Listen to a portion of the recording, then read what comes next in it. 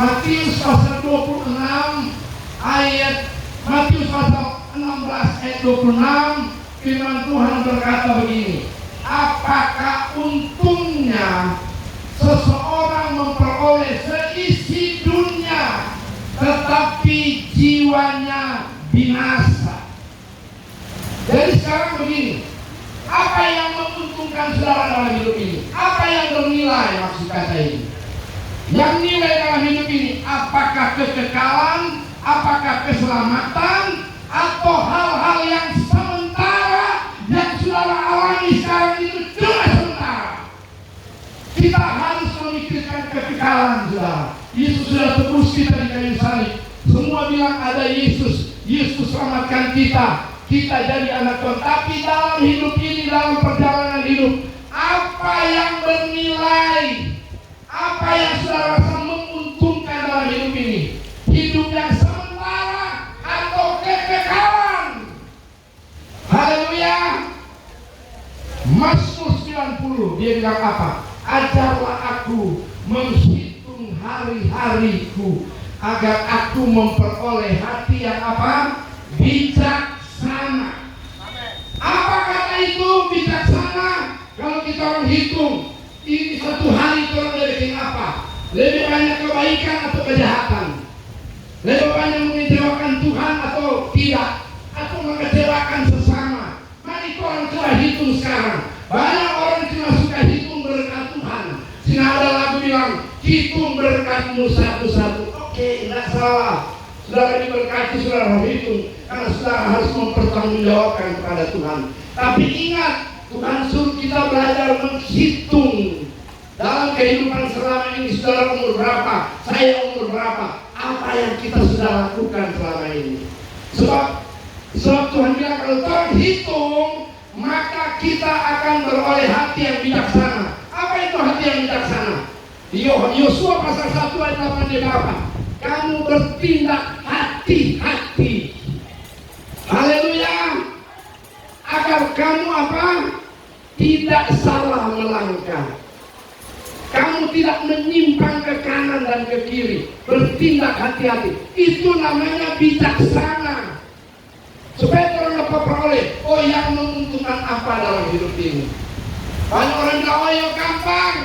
Orang ini ada mencari asik, sekarang kita ada mencari, kita hebat, kita bagus. Oke, nggak salah saudara. Orang di dunia ini harus cari makan, harus cari nafkah, harus berusaha. Karena firman Tuhan juga bilang apa? Orang malas jangan diberi makan. Tetapi ingat, yang paling penting dari hidup ini adalah apa? Mari kita orang, apa gunanya orang punya semua, tapi jiwa binasa. Katakan amin. Haleluya. Apa gunanya? Apa gunanya? Mari kita orang mulai memperhitungkan hidup ini dan berkata, Tuhan, saya mau mengutamakan Tuhan. Karena di dalam hidup ini Engkau segala-galanya. Kita orang kehidup akan jadi bijaksana. Jangan motif backing ini. Memang Tuhan sudah tebus orang, tetapi ingat, firman Tuhan di Wahyu dia bilang apa? Ketika kita pulang menghadap Tuhan, segala perbuatan kita akan mengikuti kita. Jangan saudara pikir setelah mati habis perkara. Oh no, ini tidak, saudara. Kita harus hitung dengan Tuhan. Kita harus pertanggungjawabkan itu dengan Tuhan. Tapi ingat saudara, ketika sudah datang kepada Tuhan, Tuhan yang tidak lihat orang ke masa lalu. Katakan amin. Haleluya. Itunya hebat kalau saya ikut Tuhan. Tuhan lupakan semua, dia buang sejauh timur dari barat kesalahan kita. Tapi kita orang mesti renungkan sekarang. Oh iya Tuhan, kita sebanyak menyakiti hati Tuhan. Mulai malam ini saya mau berkomitmen untuk bijaksana dalam setiap melangkah, untuk bijaksana dalam kehidupan ini, supaya kami boleh melihat bahwa oh Tuhan ada di mana-mana. Dan saudara pikir, oh kita ada di dalam ini, ada di bawah. Tuhan bilang apa? Di Mazmur 139. Aku tahu ketika engkau duduk, aku tahu ketika engkau berdiri, aku tahu ketika engkau berbaring, aku tahu engkau berada di mana. Tiap orang naik di bintang, Tuhan ada di sana. Turun di bawah laut, Tuhan ada di sana. Orang ada di mana? Tidak bisa. Mari mulai malam ini kita mulai renungkan. Orang mulai renung, Tuhan, terima kasih kami sudah ditebus oleh darah Yesus. Sekarang ini saya mau berkomitmen, saya mau sungguh-sungguh dengan Tuhan. Tapi esok kalian tidak tahu apa yang asal obat bilang apa. Ketika kamu melakukan sesuatu, ingat, kamu tidak tahu apa yang akan terjadi hari esok. Banyak orang berencana, boleh bikin ini, bikin itu, silakan, jangan masalah itu. Tapi ingat, kalau Tuhan kehendaki loh. Jangan terus tak kabur, bikin ini, bikin itu, padahal Tuhan bermaksud lain. Ada banyak kisah seperti ini, saudara. Saudara mulai dengar kisah, oh kita begini-begini, akhirnya lagi bikin semua dia sepulang menghadap Tuhan. Atau terjadi sesuatu.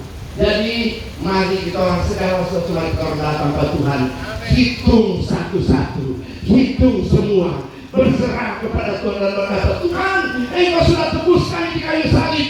Sekarang kami mau datang kepada Tuhan yang punya langit dan bumi, yang punya harta ini. Sekarang ya Tuhan punya. Kalau Tuhan kasih berkati, dia berkati. Tapi seringkali Tuhan yang berkati itu orang apa? Tuhan yang kasih. Karena firman Tuhan bilang di Matius 25 di bawah, masing-masing sesuai kesanggupan. Kenapa Tuhan tidak terima berkat? Karena lain-kali Tuhan yang sanggup ketika Tuhan diberkati. Ingat saudara, Daud waktu jatuh, dia tidak dalam keadaan susah, dia dalam keadaan tingkat atas. Dia diberkati luar biasa. Makanya memang ada ayat bilang begini, orang kaya susah masuk surga. Dan oh kenapa? Banyak yang kita orang kaya, memang betul. Tapi memang kenapa dibilang susah? Karena orang kaya gampang bikin dosa. Ada doi kata Thomas Mangi toh, hotel orang kaya bilang, banyak uang. Jadi semua dia boleh bikin, jadi gampang bikin dosa. Cuma orang berkekurangan, saya mati. Mungkin dikasih bayarin apa? Tidak bisa. Iya toh. Tapi ketika dia masih hidup diberkati, makanya Tuhan kali darah itu berkat. Kenapa Tuhan sudah kasih mati Tuhan yang berkati? Karena memang Tuhan tahu Tuhan berkapasitas. Tuhan itu berhitung ke Tuhan. Tuhan tidak tahu mempertaruhkan, mempertanggungjawabkan kepada Tuhan.